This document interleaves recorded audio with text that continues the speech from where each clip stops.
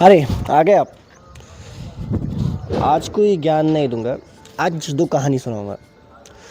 कहते हैं सम्राट अलेक्जेंडर जब जा रहे थे भारत को जीतने के बाद, महाराज पोरस के साथ उनका युद्ध परिणाम जब लग गया और उनकी मित्रता कायम हो गई और वो भारत छोड़ रहे थे, तो वो जहाँ से जा रहे थे वहाँ उन्हें एक गरीब मिला। सम्राट अलेक्जेंडर को अपने साम्राज्य के ऊपर, अपनी शक्ति के ऊपर बहुत ज़्यादा घमंड था, तो उन्हें वहाँ एक भिखारी मिला।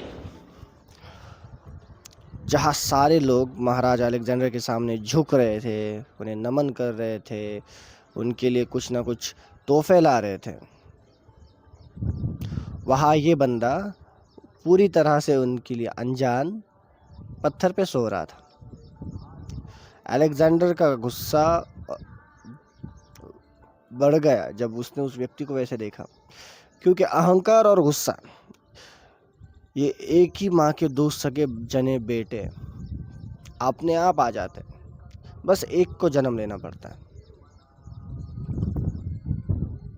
तो अलेक्जेंडर उसके पास गया, उसको बोला, ए उठ, तुझे पता नहीं मैं कौन हूँ? तो उस भिखारी ने कहा कि मुझे नहीं पता तुम कौन हो, लेकिन तुम इस समय मेरी धूप के बीच में आ रहा हो जो मैं खा रहा हूँ, इसलिए बाजू हटो। पहली बार अलेक्जेंडर को किसी ने ऐसा भयानक जवाब दिया। अलेक्जेंडर ने उसे बताया कि मैं दुनिया का सम्राट हूँ। तो उसने कहा, होंगे, लेकिन मेरे नहीं, मैं खुद का सम्राट हूँ। अब भाई दुनिया के महाराज को कोई ऐसा जवाब दे तो उसे बुरा क्या, सिर काट के फेंक देता मैं होता तो। लेकिन अलेक्जेंडर भी वैसा ही किया। अलेक्जेंडर ने उसकी बंदी बनाने का आदेश दिया। सिपाही उसके बंदी बनाने चले गए, लेकिन बूढ़े ने उसी टाइम सम्राट से एक सवाल पूछ लिया, मुझे एक चीज़ बताओ, किस चीज़ का घमंड है तुम्हें? इस संपत्ति का, इस साम्राज्य का?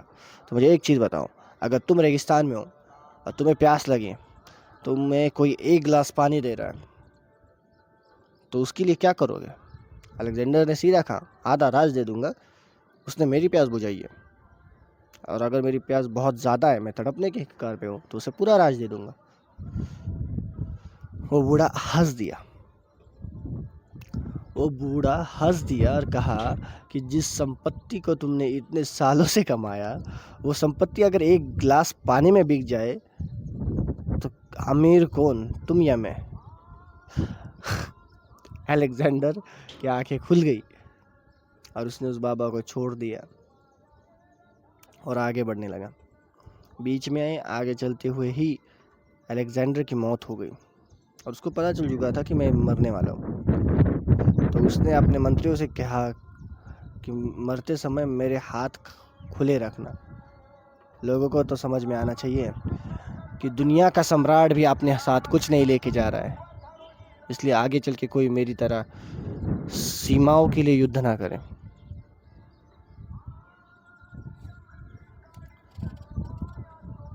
ये कहानी ना सबने सुनी भी होगी और नहीं भी, लेकिन ग्रेट अलेक्जेंडर मेसोपोटामिया से लेके भारत तक, सोने की चिड़िया तक को लूटने आने के सपने देखने वाला एक भिखारी के सामने हार गया।